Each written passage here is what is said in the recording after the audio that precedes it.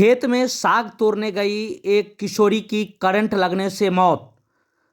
बिस्फी के भोजपंडौल पंचायत के सलमपुर गांव की है घटना। मृतका अंजलि कुमारी, पिता हुकुमदेव यादव, जो साग तोड़ने के लिए खेत गई थी, जहां सुअर से बचाव के लिए खेत में बिजली का तार लगा दिया गया था। इस तार के चपेट में आने थे किशोरी की मौत हो गई। मौत के बाद पूरे गांव में मातमी सन्नाटा पसर गया। जैसे ही करंट लगने की सूचना मिली, सैकड़ों लोग गांव से बधार पहुंच गए, जहां पर लड़की को करंट लगा हुआ था। इस दौरान काफ़ी गहमा-गहमी का माहौल कायम हो गया। मौके पर बिस्फी थाना के एसआई सुरेश चौधरी पहुंचकर मामले की जानकारी ली और सबको पोस्टमार्टम के लिए मधुबनी भिजवाया।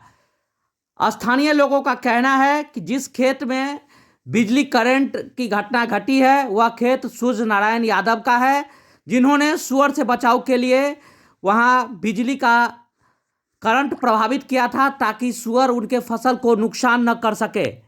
मगर गनीमत रहा कि सुअर बच गया और लड़की करंट की चपेट में आ गई और मर गई।